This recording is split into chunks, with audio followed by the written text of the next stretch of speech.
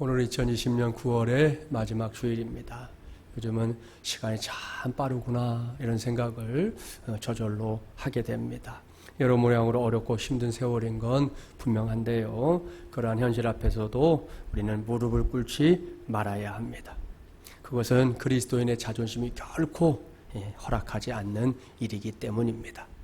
매일 매 순간 이를 명심하고 오로지 하나님 앞에서만 우리의 무릎을 꿇을 수 있는 저와 여러분이 되기를, 그리고 그 응답을 발판 삼아 살아나가는 우리 모두가 되기를 주님의 이름으로 간절히 축원합니다. 오늘은 내 입을 크게 열라 네 번째 시간입니다. 오늘은 미스바로 모이라 라는 제목으로 하나님의 말씀을 전하도록 하겠습니다. 오늘 우리에게 주신 말씀, 이 말씀에는 우리가 잘 알고 있는 사무엘 선지자와 이스라엘 백성들이 체험했었던 위대한 기도의 역사가 기록되어 있습니다. 사무엘의 출생에 대해서는 다 아시죠? 그의 어머니였던 한나, 불임 중에 하나님께 매달려 간절하게 기도했습니다. 사람들의 기도에 늘 귀를 기울이시는 하나님, 한나의 기도를 들으셨고요, 태의 문을 열어주셨습니다. 사무엘은 이런 과정을 거쳐 세상에 태어난 사람입니다. 문제는 사무엘이 태어나서 활동하던 시대가 이스라엘의 역사에 있어서 그다지 좋은 시대는 아니었다는 겁니다. 무엇보다 당시의 이스라엘은 블레셋에 의해서 자주 괴로움을 당하는 약소국이었습니다. 시도 때도 없는 침략과 약탈, 우리나라도 이런 경험이 참 많은 나라 아닙니까? 그로 인해 백성들의 삶은 도탄에 빠져 있었습니다. 심지어는 이런 상황에서 일어났던 전쟁 중에 그만 하나님의 언약궤, 그러니까 법궤를 빼앗기는 그런 엄청난 사건도 일어나기도 했었습니다. 이렇게 막막한 역사 속에서 아무런 희망도 없는 듯했던 그 세상 속에서 오늘 주신 말씀 사무엘상 7장이 시작되는 겁니다. 이 말씀을 보면 사무엘이 이제 어느새 이스라엘의 역사에 있어서 이렇게 전면에 부상하고 있다는 걸 확인할 수 있습니다. 사무엘은 매우 탁월한 지도력을 발휘했어요. 그의 메시지에 온 이스라엘 백성들이 귀를 기울였습니다. 사무엘상 7장 3절과 4절 말씀을 보십시오. 사무엘은 이스라엘 백성들에게 모든 우상을 제거하고 하나님만 섬기라 외치고 있습니다. 그러자 이스라엘 백성들이 그 외침에 100% 순종하고 있습니다. 참으로 고무적인 일이지요. 이렇게 만반의 준비가 끝나자 사무엘은 이제 그 다음 단계로 백성들을 이끌고 있습니다. 그것이 뭐냐? 우리 본문 5절과 6절 말씀 함께 봉독합니다. 사무엘이 이르되 온 이스라엘은 미스바로 모이라. 내가 너희를 위하여 여호와께 기도하리라 하매 그들이 미스바에 모여 물을 길어 여호와 앞에 붓고 그날 종일 금식하고 거기에서 이르되 우리가 여호와께 범죄하였나이다 하니라. 사무엘이 미스바에서 이스라엘 자손을 다스리니라. 아멘. 사랑하는 마주물리랑 가족 여러분, 오늘은 이 말씀이 가장 중요합니다. 내가 살고 있는 나라가 토탄에 빠져있던 그때, 백성들이 어떻게 살아갈지 몰라 좌충우돌하고 있을 그때 사무엘이 무엇을 하고 있는지 잘 보십시오. 사무엘은 이스라엘 백성들을 한 곳으로 모으고 있습니다. 그곳이 어디냐? 미스바입니다. 그렇다면 왜 사무엘이 이스라엘 백성들을 미스바로 모이게 했던 걸까요? 당시에 얼마든지 다른 장소도 있었을 텐데 말입니다. 혹 여러분은 이런 생각 해본 적이 없나 모르겠어요. 한 번쯤은 좀 물어볼 만한 질문인데요. 이러한 의문은 미스바가 어떤 곳인지를 알게 되면 다 해소됩니다. 미스바는 히브리어로 미츠파라고 이제 부르게 되는데요. 이 단어는 파수대라는 뜻입니다. 이 단어의 뜻을 생각해 보면 왜 사무엘이 이스라엘 백성들을 하고 많은 것을 다 놔두고 미스바로 모이게 했는지 그 이유를 짐작할 수 있습니다. 파수대가 뭔지 아시잖아요. 적의 공격이나 침략을 대비하기 위해서 이렇게 경계를 서는 곳이죠. 지리적으로 살펴보면 당시의 미스바가 자신의 이름값을 제대로 하고 있었다는 걸 알 수 있습니다. 미스바는 오늘날의 이스라엘에 가보면 텔-엔-나스베에라고 불리는 이름을 갖고 있는데요. 이 지역은 해발 784m의 이 고지대에 자리 잡고 있습니다. 사진에 나오는 대로 우리가 잘 알고 있는 예루살렘으로부터는 북쪽으로 한 13km 정도 떨어진 곳에 이 도시가 자리 잡고 있는 겁니다. 바로 이곳으로 사무엘이 모든 이스라엘 백성들을 불러 모은 겁니다. 이것은 결코 대수롭지 않은 일이 아닙니다. 이 말씀에서 우리는 먼저 사무엘이 적당한 시기와 적당한 장소를 잘 선택하고 있다는 사실에 주목해야 합니다. 여기서 적당한 시기라 함은 더는 이스라엘 백성들이 뒤로 물러날 수 없는 상황이었다는 겁니다.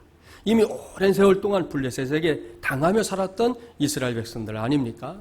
당시만 해도 아직 이스라엘에 왕이 없었던 시기입니다. 나라가 어려움을 만나면 사사라는 사람들이 한 번씩 등장해서 그 나라의 어려움을 해결했다는 거 아시죠?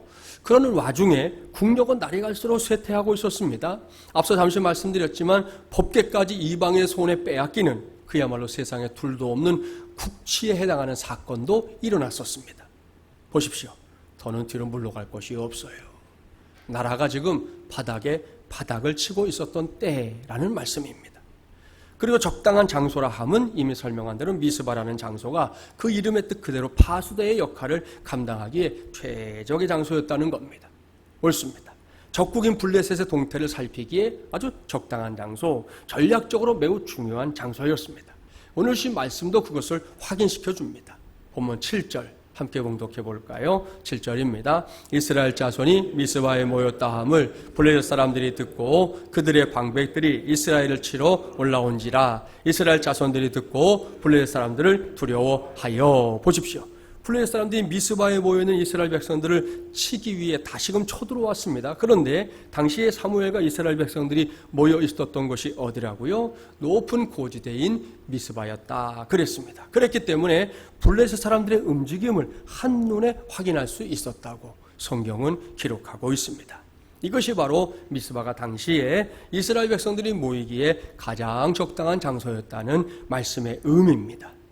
사랑하는 여러분, 여기서 저와 여러분이 오늘 먼저 배워야 할 것이 하나 있습니다. 그것은 우리 인생에 있어서도 적당한 시기, 적당한 장소를 잘 분별하는 지혜를 배워야 한다는 겁니다. 이게 얼마나 중요한 일인지 우리도 살아가면서 종종 경험할 때가 있어요. 우리가 자주 사용하는 말 가운데 적기 혹은 적재, 적소라는 말이 있지 않습니까? 이 말의 의미 아시죠? 뭐든지 꼭 필요한 시기, 그러니까 적기가 있으니 놓치지 말라 그런 거고요. 사람을 쓸 때도 아무데나 막 쓰는 게 아니라 그 인물에게 맞는 곳에, 그러니까 적재, 적소에 쓰는 게 가장 지혜로운 것이다 그런 의미입니다. 이런 사람들의 생각을 장사에 이용하는 사람들이 있어요. 요즘에는 좀 보기가 좀 드문데 예전에는 저희가 제기동에 살았는데 제기동 그 시장 같은 데 가보면 어디서 만들었는지 알 수 없는 희한한 약들을 펼쳐놓고 장사하는 사람들 꼭 있었습니다. 기억하시죠? 흔히 뱀장사 이렇게 불렀던 사람들 말입니다.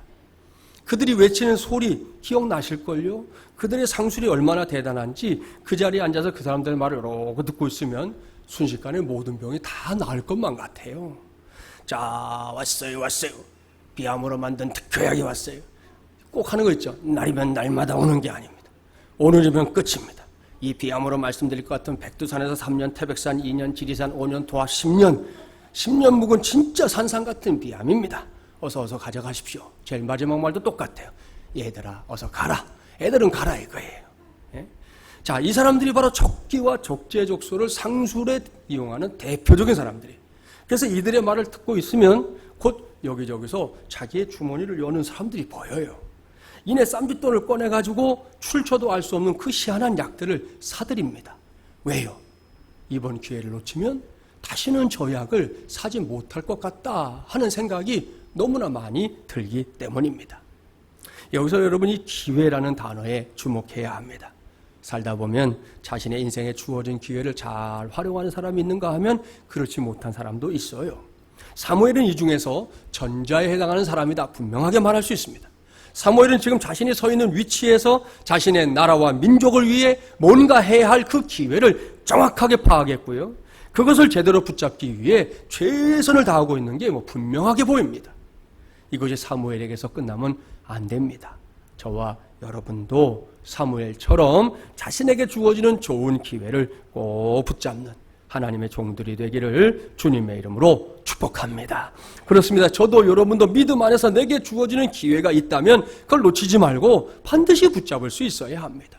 이것이 저의 바람이고 여러분의 바람일 텐데요. 그 바람을 현실로 만들고자 한다면 이 기회라는 게 뭔지 정확하게 이해할 필요가 있어요. 제가 드리는 이야기에 귀를 기울여 보세요. 그리스의 한 유명한 철학자가 제자들을 데리고 과수원 앞을 이렇게 지나가게 됐습니다. 근데 과수원 주인이 나와가지고는 반갑게 인사하면서 이렇게 말하는 거예요. 우리 과수원에 올해 풍년이 들었습니다.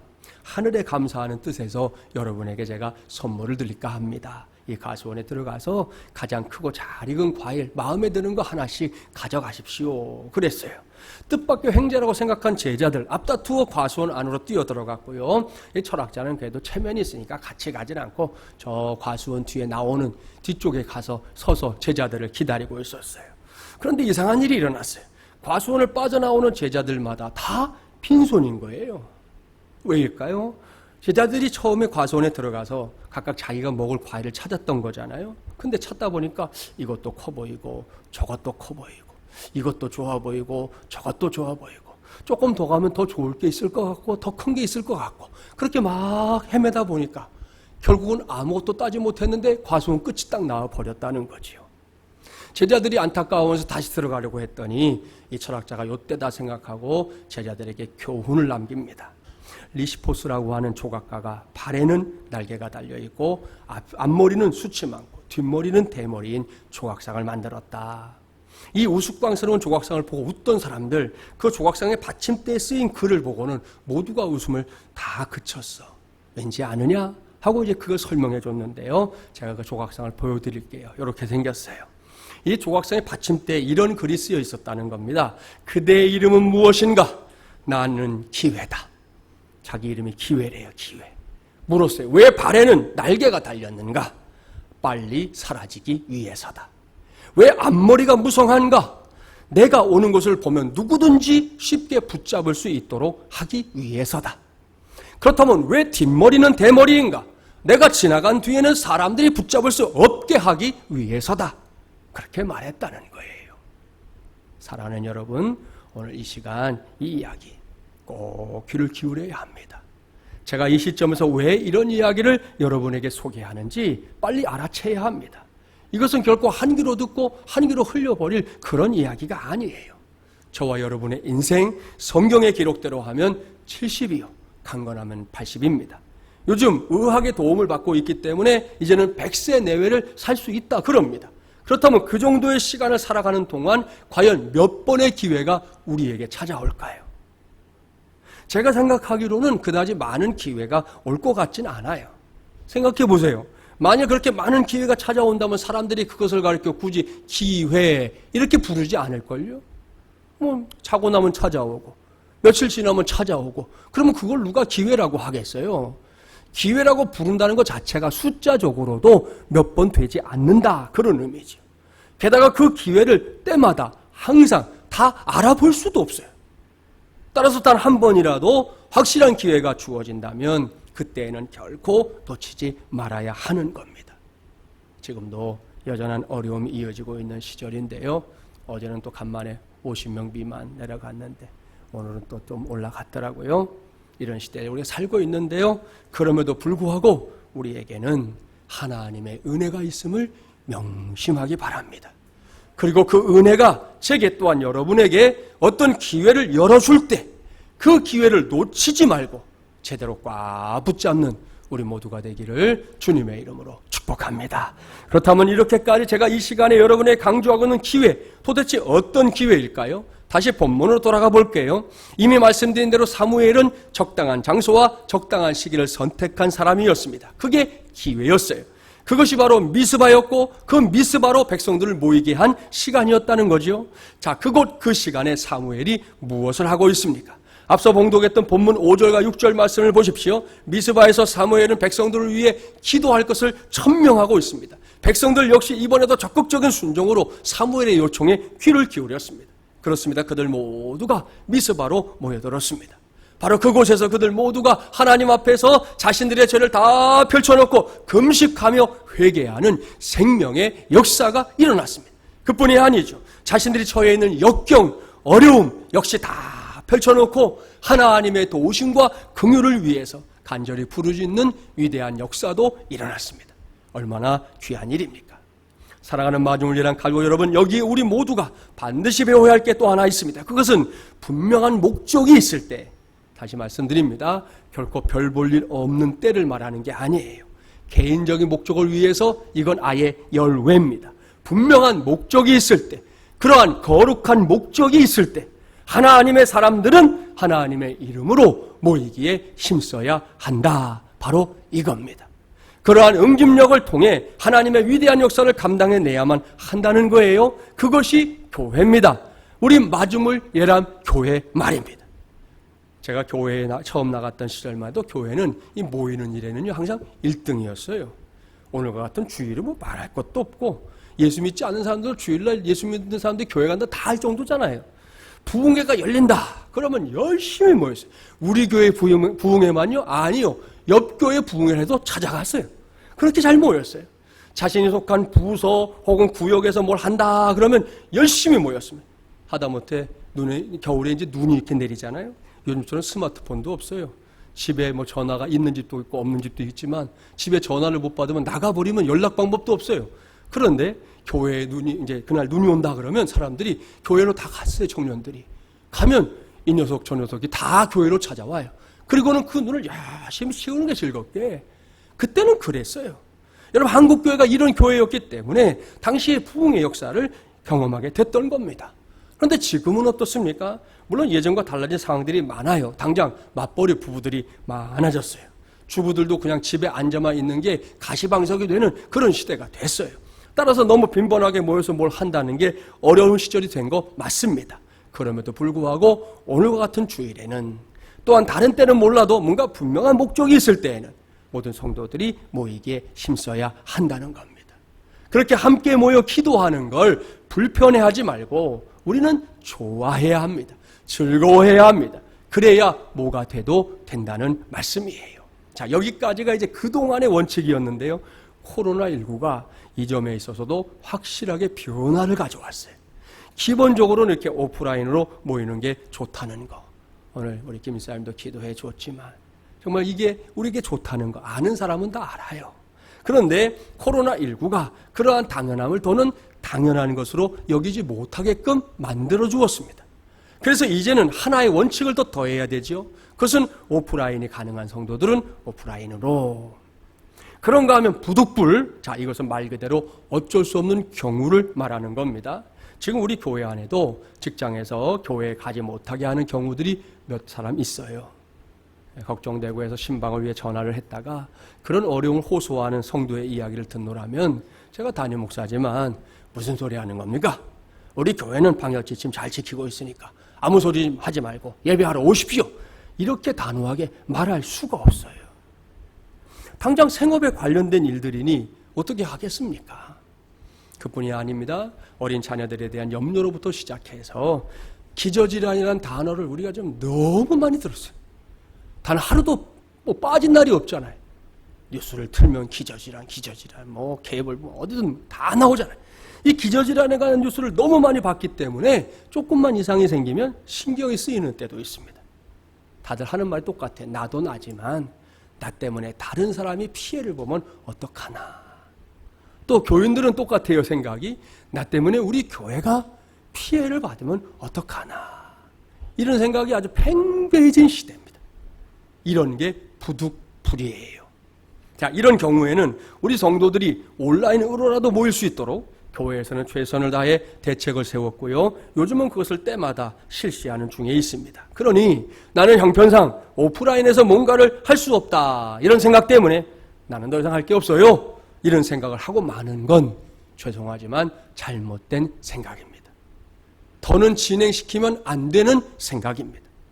저는 지금 이 시대 우리의 현실이 하나님께서 교회들에게 성도들을 위해 어떤 세상이 될지 모르잖아요. 앞으로 성도들을 위해 다양한 방법들을 모색할 수 있도록 해라.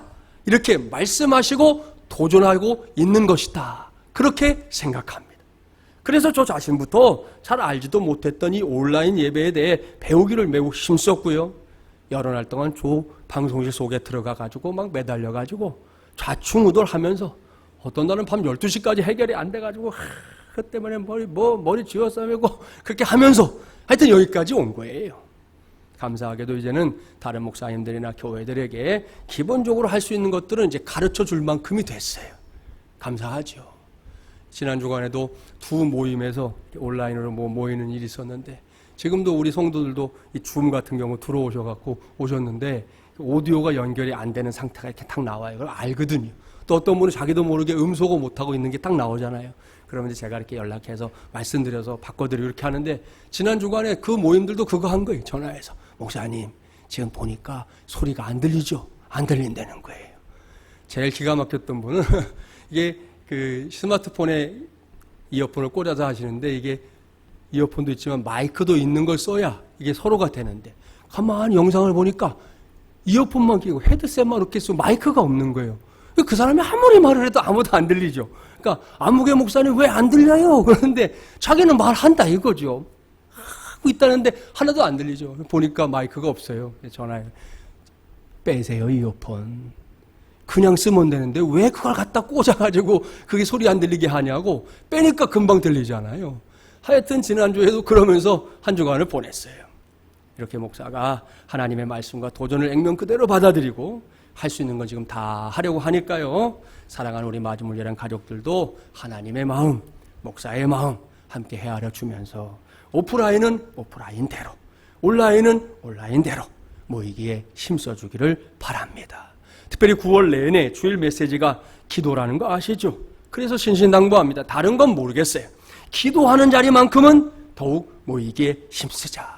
오프라인도 오케이, 온라인도 오케이입니다. 이것이 김진철 목사의 당부요 소원입니다. 아울러 오늘 예배를 마치고 나면 공동회를 열 예정인데요. 교회적으로도 지금 중요한 시기 아닙니까?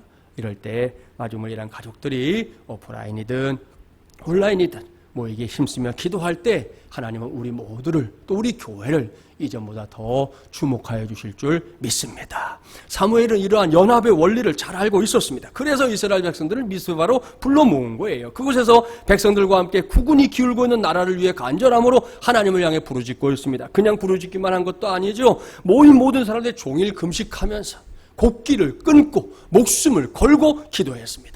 그때 무슨 일이 일어났느냐? 본문 7절부터 9절까지의 말씀, 저와 여러분이 한 절씩 교독해 보겠습니다. 7절 제가 봉독할게요. 이스라엘 자손이 미스바에 모였다 함을 블레셋 사람들이 듣고 그들의 방백들이 이스라엘을 치러 올라온지라 이스라엘 자손들이 듣고 블레셋 사람들을 두려워하여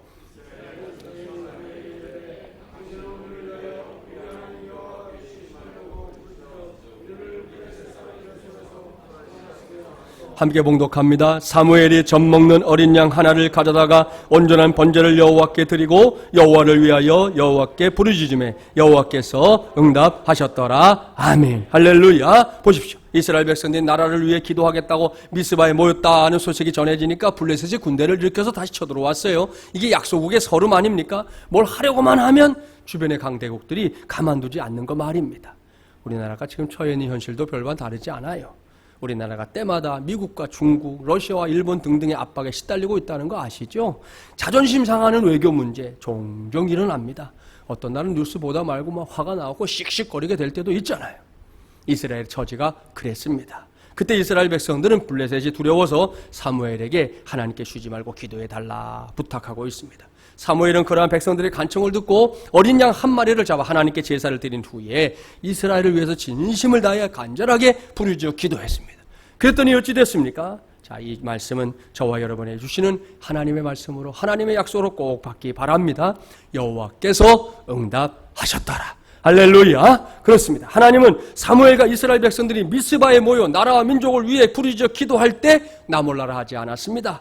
그건 나와 상관없는 것이다. 나는 더는 관여하지 않겠다.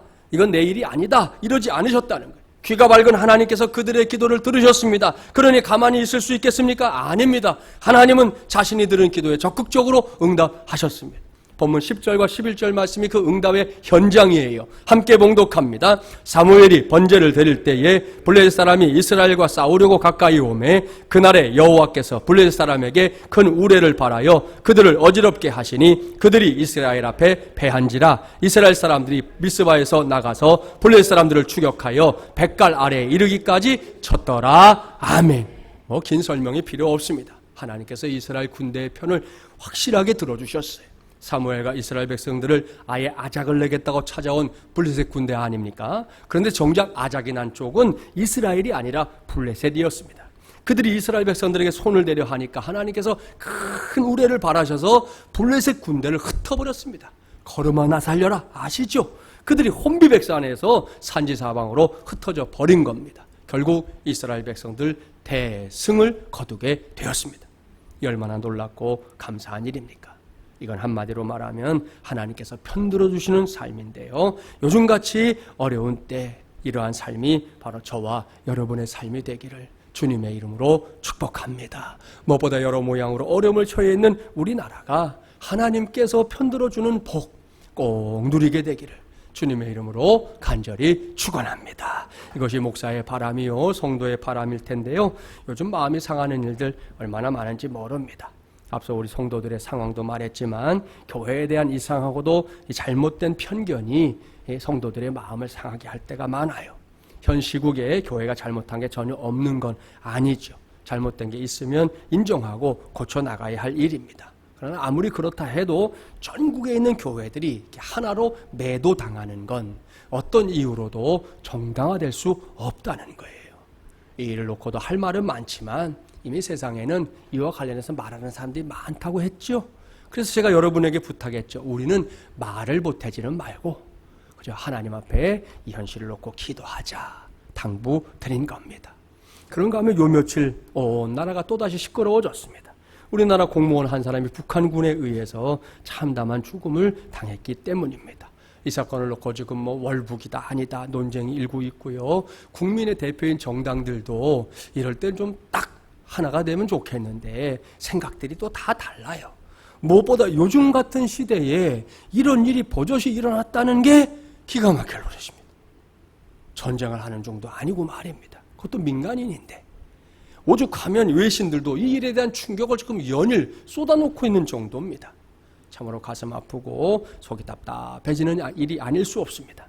이 외에도 차별금지법을 시도하는 세력들을 막아내야 하는 일 등등 우리나라를 생각하면서 저와 여러분이 갖고 있는 생각이 많을 텐데요. 이제부터는 해결책을 모색해보려 합니다. 이런저런 문제가 많음에도 불구하고 여러분 우리나라가 이 작은 한반도 그것도 이 반쪽짜리 땅에서 너무나 훌륭하고 멋진 일들을 해낸 건 사실이에요. 감사하게도 우리나라가 선진국 대열에 들어섰잖아요. 예전 어르신들 보릿고개 얘기하시던 그 시절 생각하면 이건 상상도 할 수 없는 변화지요. 코로나19 때문에 지금은 항공업계가 온통 어려운 시기를 전 세계적으로 다 겪고 있지만 직전까지만 해도 인천공항 세계 제1의 서비스 공항이었고요. 항공사 역시 최고의 수준이었습니다. 땅속 지하철, 지상에 건설된 고속도로 세계적입니다. 바다로 나가면 이순신 장군의 후예답게 세계 제1의 조선국가라는 사실을 알 수 있어요. 스마트폰, 컴퓨터, 반도체, TV 등등 IT 품목은 세계 시장에서 인기 짱입니다. 메이드 인 코리아 하면 짱이잖아요. 세계 제1의 고층 빌딩 기술국으로 한국이 꼽힙니다. 또 미국을 중심으로 한 세계 유명 대학에 가장 많은 유학생을 보내는 나라도 우리나라입니다. 이러한 모습을 보면서 우리 민족이 마치 옛 그 구미 대륙에 진출했던 유대인들, 이스라엘 사람들과 같다 이렇게 평가하는 사람들까지 있어요. 그런데 일찍이 이스라엘은 다른 그 무엇이 아니라 제1의 신앙 정신력의 나라로 세계를 파고들었다는 걸 우리는 기억해내야 합니다.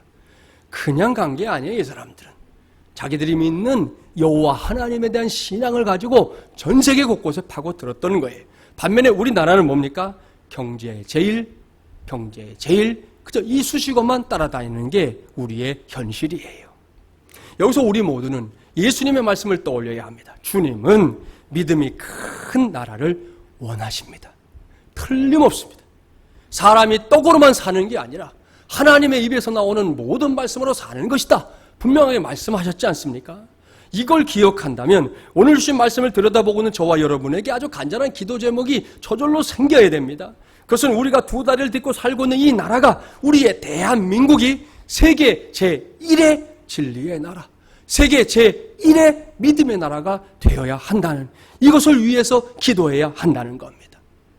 이렇게 말하면 이런 사람도 있을 수 있어요. 코로나19로 인해 교회 이미지가 크게 실추됐고 그래서 당장 전도하는 것도 힘들게 됐는데 무슨 말이냐. 목사님들끼리 모여서도요 다 걱정하는 거예요. 이제 전도는 끝났다 이렇게 말하는 분들도 있고 하여튼 굉장히 자괴감을 드러내는 일들이 너무 많아요, 지금. 그런데 저는 그렇게 생각하지 않습니다.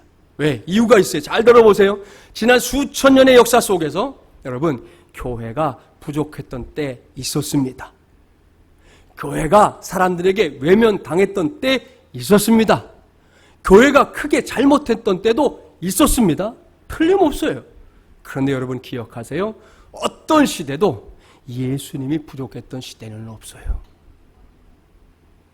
어떤 시대도 예수님이 사람들에게 외면당했던 시대는 없어요. 어떤 시대도 예수님이 잘못했던 때는 없습니다. 이게 사실이에요. 그렇기 때문에 우리는 구해야 합니다. 확신을 가지고 구해야 합니다. 하나님 아버지, 우리나라가 세계 제1의 진리의 나라가 되게 하여 주시옵소서. 우리나라가 세계 제1의 믿음의 나라가 되게 하여 주시옵소서. 그래서 선교사 파송으로만 보면 이미 정말 하나님이 응답해 주셨어요. 숫자적으로는 미국이 1등이긴 합니다.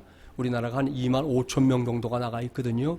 숫자로 보면 2등이지만 인구 비율로 보면 대한민국이 1등이에요. 이미 하나님이 그런 기회를 주신 것이죠. 여러분, 우리가 이렇게 예수 믿는 우리가 기도해야만, 우리나라가 이런 나라가 되어야만 세계 제1의 낮은 출산율, 매우 높은 젊은 층의 이 자살률을 변화시킬 수 있는 거예요. 요즘 코로나 블루라고 하는 이름으로 이 코로나 때문에 닥친 우울증을 견디지 못해서 목숨을 버리는 이 젊은이들이 그렇게 많다는 거 아닙니까? 여성들이 남성들이 훨씬 많고요. 어제 뉴스 보셨어요? 20대 자매 하나가 죽겠다고 하고 집을 나갔는데 11일 만에 산 절벽에서 구조를 받았잖아요. 지금 그런 시대예요. 누가 이걸 변화시킬 수 있냐는 거예요. 시도 때도 없이 악한 물신 숭배에 빠져 살아가고 있는 저 바깥 세상을 누가 구원할 수 있겠냐는 거예요. 잊지 말아야 됩니다. 이스라엘이 멸망에 처했을 때 모세가 기도했던 거 기억합니까? 죄로 망하게 된 니누의 성이 구원받았는데요. 그냥 구원받았나요? 아니요. 식음을 전폐하고 하나님께 부르짖었던 기도가 응답되었기 때문이었습니다.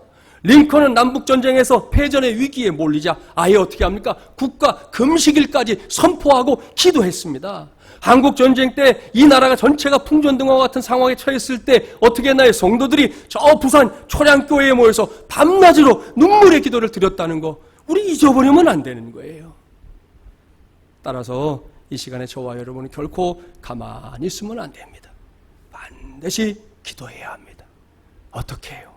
입을 크게 열고 입을 넓게 열고 기도해야 합니다. 왜요? 기도의 눈물이 흐르는 대로 국가의 운명이 흘러가기 때문입니다. 오늘 대한민국의 진짜 앞길은 물론 앞에서 수고하는 분들의 수고 있어야 되지만 영적인 면에서는 우리의 기도가 이 코로나19 이후의 시대를 어떤 시대로 만들지를 정하게 될 거라는 거예요. 결코 잊지 마십시오. 우리를, 이 나라를 현재의 위기에서 구할 분은 하나님밖에 없습니다. 믿습니까? 할렐루야. 그걸 믿는다면 우리 모두는 반드시 한자리에 모여야 합니다. 다시 말하지만 오프라인이든 온라인이든 우리가 하나님께 기도하기 위해서 모이는 그 자리, 마중물예람 교회의 이름이 서 있는 그 자리, 그곳이 우리에게는 미스바입니다. 그러니 먼저 미스바로 모입시다.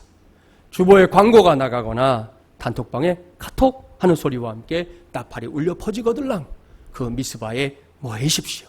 거기서 자기 자신은 물론이고 가정과 교회를 위해 이 나라와 열방을 위해 우리 함께 기도해야 합니다.